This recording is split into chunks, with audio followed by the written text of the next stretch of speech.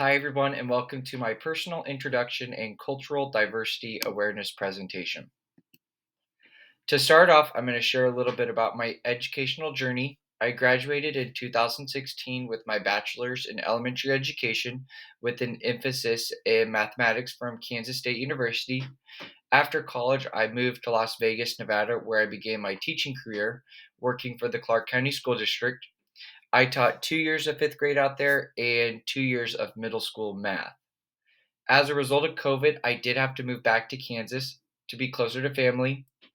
Once moving back, I was able to accept a third grade teaching position in the Derby Public School District. The current school that I'm at, it's called Tanglewood Elementary, and something unique about Tanglewood, we are an open concept school, which means that all of the third grade teachers, we all teach in the same classroom at the same time. Our demographics of Tanglewood, we have 454 students, and out of those 454 students, 27% of them receive free and reduced lunch. Next, I'll talk about the sum of my parts. My hometown is Fall River, Kansas, which is a very small town in southeast Kansas. There are approximately 50 people in my hometown. Something unique about our family or a tradition or custom that we have is that my family has farmed and ranched in Fall River in southeast Kansas for over 100 years. In our ancestry, we are German. Next, I'm going to share the pictures, 10 pictures that make up the sum of my parts. The first picture is a picture of my family. Like I said, I moved back to Kansas just to be closer with them. I have four nephews, and they are my absolute world. And I'm really happy to be close to home and close to them just so I can watch them grow up, go watch them play sports, and just be good people. So, I also have two English bulldogs. This is my oldest, Otis, and this is the youngest, Gus. They are absolute terrors. The next picture is a picture of my partner and I and her two bulldogs. This is taken at Mount Charleston in Las Vegas, Nevada. One thing about us is we love to travel and explore, and this was a great, fun little trip for us. Below is a picture of me and my students from last year, but I chose that pictures because I love teaching, I love education, and I love getting to work with kids and just help them be their absolute best. The next picture is a picture for my love of learning. One thing that I think that learning is just something that no one can ever take away from you, so I really value learning and I love to learn new things. The next picture is a picture of my teammates and myself. These people have become like family to me, and I don't know how I would survive this school year without them. The next picture is a picture of a son that's smiling just because I really value positivity and just being optimistic and happy and smiling. I think a smile can go a long ways, and you never know what impact it might have on somebody. So I chose that as a picture, something that I value.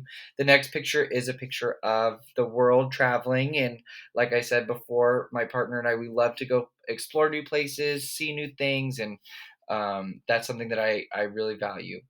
The next picture is a light bulb because of the idea of doing new and different things.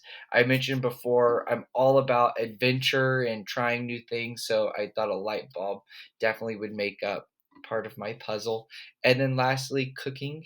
I think I've learned to love food. I do the cooking at home, and through that, I've learned that I think it's kind of fun to do, and it's almost like a little break or a release from life. So allows me to be creative and try new things. So those are the 10 pictures that I felt like make up the sum of my parts. Now I'm going to talk to you a little bit about the four resources. The first resource was a YouTube video called The Sum of Our Parts. And the presenter, Hilda, she broke down cultural diversity into four puzzle pieces: perspective, diversity, policy, and then the last puzzle piece is you. In all, I felt like Hilda focused on making sure that as teachers, we know the pieces of the puzzle that make up our students and our colleagues. because if we know this information, we can be much more successful with whatever we are doing. So the perspective puzzle piece, it focused on how people see things differently. The diversity puzzle piece, I like that it talked about going deeper than just diversity as gender or skin color, truly understanding what experiences somebody has. Also makes up their cultural diversity. The next puzzle piece was policy, which I thought was interesting because it talked about how even though we might not share the same diversities or share the same experiences as some of the people that we represent, that still doesn't mean that we can't actually represent them or kind of represent what they need or work for their wants and needs. The last puzzle piece was you, which this was a quote that I pulled from it that I felt like really addressed the you puzzle piece, which was take advantage of all the diverse places that you walk through, live in, work in, and that you go to school in, because you just might find out how much, again, you have in common with people. So just making sure that we're focusing on relationships within our schools. The next resource was It's Past Time to Appreciate Cultural Diversity. So this was a video from Haley Yeats where she started off by sharing her experiences of how she had felt like she had to adapt and conform to society's norms to be noticed by her peers. But then she realized that that wasn't necessarily the most effective thing that she can be doing. That actually culturally diverse teams, they can produce more accurate work and are more successful. So these are three things or three reasons why they are more successful. Well, because culturally diverse teams, you're able to tap into a wider variety of skills and experiences. Not only that, they're more innovative and typically they're better able to solve problems and make decisions. And from this video, I gathered that diversity inclusion is about shifting to a more globalized mindset and expanding our definitions of what teamwork and leadership can look like. The next video, YouTube video, was the challenges of cultural diversity.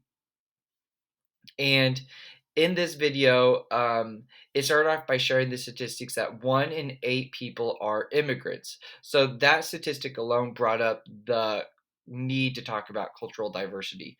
And one thing, though, that they did mention that a major factor for cultural insensitivity is lack of awareness. So that could mean that their communication styles might be different. So they might hear things differently, just not aware, just approaching tasks differently, or just different experiences. They also talked about additional challenges, which would be expressions of prejudice, such as explicit and implicit racism. They talked about a coffee shop where the owner called the cops because some people of color were in there not purchasing anything. And some might see that as a form of implicit racism, but also xenophobia and ethnocentrism. The last resource that was shared with us was Engaging Diverse Communities, which focused on inclusive community engagement. And a quote that stuck out to me from this was, nothing about us without us is for us. And they provided this community engagement model to make sure all diverse community members are being heard. So the first thing that one must do is get to know the community. And I like this question because it is tailored for diverse or minority groups, and it was, how do different minority groups define their community? Next step in the engagement model is connecting with community partners, and they mentioned churches, schools, and businesses because they serve diverse populations. Next, which would be just picking the appropriate strategy, making sure that the when we are informing the community that we're using different languages, so making sure that everybody has equitable access to that information. Also, just whenever we're consulting these community members, that their needs are being met. And then the last thing that this resource provided was just barriers that we must be mindful of when wanting to engage community members. This is a reflection for USD 260. on their cultural diversity awareness. So, having taught in one of the most culturally diverse school districts in the country, my understanding and awareness for cultural diversity and representation has forever changed.